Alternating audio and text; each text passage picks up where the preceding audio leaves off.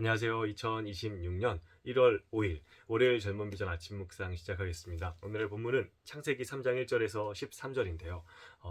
뱀이 이제 사탄이 뱀의 모습으로 나와서 사람을 유혹하는 그 장면이 담겨 있습니다. 근데 여기에서 뱀이 이런 말로 유혹하는 거예요. 4절입니다. 뱀이 여자에게 이르되 너희가 결코 죽지 아니하리라. 아멘. 예, 너희가 결코 죽지 않을 것이다. 그 선악을 알게 하는 나무의 열매 그거 따먹어도 결코 죽지 아니할 것이다. 근데 하나님이 뭐라고 말씀하셨죠? 2장 16절에서 여호와 하나님이 그 사람에게 명하여 이르시되 동산 각종 나무의 열매는 네가 임의로 먹되 선악을 알게 하는 나무의 열매는 먹지 말라. 네가 먹는 날에는 반드시 죽으리라 하시니라. 아멘. 네. 하나님의 말씀과 정반대의 말을 하고 있는 것입니다. 하나님은 이거 먹으면 반드시 죽어 라고 말씀하셨어요. 근데 사탄은요, 결코 죽지 않을 것이다. 반드시 죽는다. 결코 죽지 않는다. 여러분, 이게 바로 사탄의 실체입니다. 어떠한 간교한 말로 처음에는 동산 모든 나무의 열매를 진짜 먹지 말라고 하셨니? 하나님이 그런 말씀 하신 적 없거든요. 이렇게 서서히 접근합니다. 그렇게 접근해서 결국에는 우리를 향하게 만드는 곳이 어디냐면요, 결코 죽지 아니라 라고 거짓말하는 하나님의 말씀과는 완전히 반대 지점, 대척된 지점에 있는 곳으로 우리를 이끈다는 것이죠. 그렇기 때문에 우리는 분별할 수 있어야 되는 것입니다. 하나님이 무엇이라고 말씀하셨는지 정확하게 알아야지 사탄이 우리에게 간교한 말로 조금씩 그 성벽을 허물며 다가올 때 분별할 수 있다는 것입니다. 사탄이 처음에 이렇게 말했어요. 그래서 너희에게 동산 모든 나무의 열매 진짜로 먹지 말라고 하셨니? 하나님이 하신 적 없는 말로 다가옵니다. 그러자 여자가 이렇게 대답해요. 동산 나무의 열매를 우리가 먹을 수 있다. 모든 열매를. 그러나 동산 중앙에 있는 나무의 열매는 하나님의 말씀에 너희는 먹지도 말고 만지지도 말라 라고 하셨다. 왜냐하면 너희가 죽을까 하노라 하셨느니라 라고요. 사탄이 조금씩 간교한 말로 다가오니까 이 여자가 잘 말합니다. 동산 중앙에 있는 나무의 열매는 먹지 말라, 만지지도 말라 라고 하셨는데, 근데 너희가 죽을까 하노라, 죽을 수도 있다 라고 말씀하셨다라는 것이죠. 어떻습니까? 간교하게 조금씩 파고드는 사탄 앞에서 말씀에 대한 정확성이 흔들리고 있는 것이 느껴지시죠. 하나님은 반드시 죽으리라 라고 말씀하셨는데, 여자는 사탄이랑 대화하다 보니까 죽을 수도 있어 라고 말씀하셨어. 그 죄의 심각성에 대해서 조금씩 변형되고 말씀을 제대로 기억하지 못하고 제대로 말하지 못하고 있는 양상을 보이고 있다는 것이죠. 그래서 우리가 언제나 사탄은 우리에게 찾아오거든요. 그래서 하나님 말씀 반대 지점으로 가게 만듭니다. 말하자면 선을 넘어가게 만든다는 것이죠. 하나님이 정하신 그 선, 그러니까 모든 나무의 열매는 먹어도 되지만 선악을 알게 하는 나무의 열매만은 먹으면 안 돼. 분명한 선을 정해두셨는데 먹어도 돼. 그래도 죽지 않아 라고, 선을 넘어가도 죽지 않아 라고 사탄은 언제나 유혹하는 것입니다. 그 유혹 가운데 우리가 똑바로 서려면요, 말씀을 똑바로 알아야 된다는 것입니다. 하나님이 분명히 말씀해 주셨는데, 그런데 3장에 와서 그 말씀이 약간은 희석되어 있다는 것입니다. 그렇기 때문에 우리는 어떻게 해야 될까요? 날마다 하나님의 말씀을 들어야 된다라는 것이죠.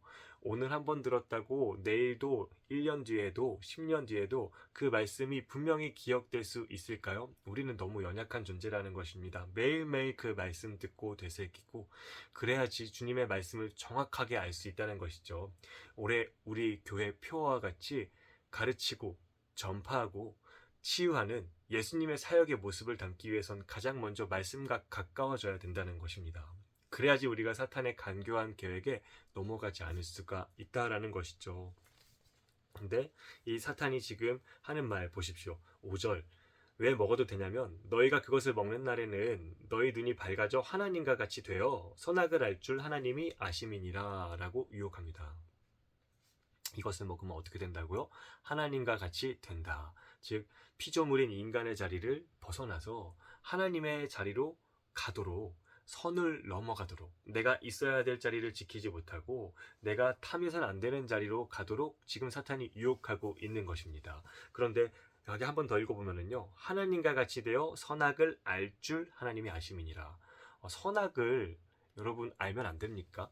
우리가 선의 기준이 무엇이고 악의 기준이 무엇인지 당연히 알아야 되죠. 그런데 여기 하나님과 같이 되어 선악을 알 줄이라는 이 문장, 이 표현 속에 담겨 있는 것은 무엇일까요? 이건 비교하고 있는 것입니다. 너희가 하나님과 같이 되어서 하나님 없어도 선악을 알게 될 줄, 혹은 너희가 하나님보다도 더 선악을 알게 될 줄이라고 지금 유혹하고 있는 것입니다. 이게 무슨 뜻입니까? 우리의 기준 대신 하나님이 아니라 그 기준 대신 하나님 위에 내가 선다는 것이죠. 즉 내가 하나님보다 높은 기준, 내가 하나님보다 더 옳고 절대적인 기준의 자리에 서기를 사탄은 종용하고 있는 것입니다. 그리고 사람은 그 유혹에 넘어가게 되었었죠. 여러분, 이게 바로 죄악의 본질이다 라는 것을 꼭 기억하였으면 좋겠습니다. 선을 넘어가는 것, 내가 하나님보다 위에 서는 것, 내 중심에 하나님이 아니라 내 자신과 생각, 내 기준이 가득한 것, 이게 바로 선악을 알게 되는 것이라는, 여기 이렇게 표현된 선과 악을 알게 되는 나무의 열매를 베어 먹은 죄악이라는 것이죠. 하나님이 아니라 내가 기준이 되는 것입니다. 그래서 그 열매를 따먹은 이들의 모습이 어떻게 됩니까? 7절, 이에 그들의 눈이 밝아져 자기들이 벗은 줄을 알고 무화과 나무 잎을 엮어 치마로 삼았더라. 아멘. 눈이 밝아졌다 라고 말하고 있습니다. 이게 무슨 뜻이죠? 내가 보는 것이 기준이 되었다라는 것입니다. 하나님이 말씀하시는 것이 지금까지 기준이었었는데 이제부터는 내가 보는 것이 기준이 되었고, 이것이 지금 우리 모든 인간이 싸워야 되는 원죄라는 것이죠. 우리가 정신 똑바로 차리지 않으면은 날마다 말씀으로 채워지고 보혜사 성령님의 인도하심을 구하며 겸손히 엎드리지 않으면은요, 언제나 내가 기준이 되어서 내가 보는 대로 살아가게 된다는 것입니다. 그때 사람에게 나타나는 변화가 무엇이죠? 자기들이 벗은 줄을 알고 그것이 부끄러워져서 나뭇잎을 엮어서 치마로 삼습니다. 그리고 창세기 3장에 두 번 반복되는 동사가 있어요. 뭐냐면은 숨었다라는 표현입니다. 8절, 여호와 하나님의 낯을 피하여 동산 나무 사이에 숨은지라. 10절, 이르되 내가 동산에서 하나님의 소리를 듣고 내가 벗었으므로 두려워하여 숨었나이다. 아멘. 숨었습니다. 하나님 앞에서 숨게 되는 것입니다. 하나님 앞에서 가리게 되는 것입니다. 여기 사람이 처음에 서로 벌거벗고 있었으나 부끄러움이 없었다. 하나님 앞에서 벌거벗고 있었다. 이게 어떤 의미인지 우리 함께 나눴었잖아요. 아무것도 가릴 것이 없고 숨길 것이 없는 가장 친숙하고 깊은 사이라는 것입니다. 다 벗고 있어도 서로가 서로를 부끄럽게 여기지 않습니다. 수치스럽게 여기지 않습니다.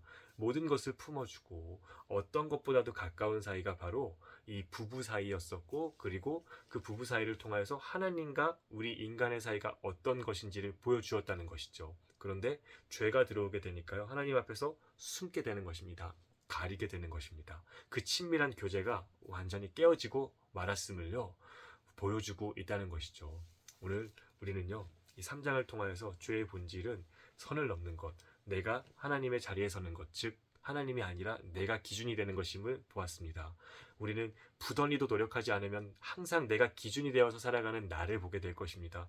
그리고 내가 기준이 되어 있을 때 우리는 하나님과의 교제의 깊은 자리로 들어갈 수가 없습니다. 단절된 채로 살아간다는 것이죠. 이것을 기억하면서 언제나 선안에 거하며 주님과 태초에 그 벌거벗고 있었어도 부끄러울 것이 전혀 없었던 가장 깊고 친밀한 교제를 누릴 수 있기를 주님의 이름으로 축복드립니다. 기도하겠습니다.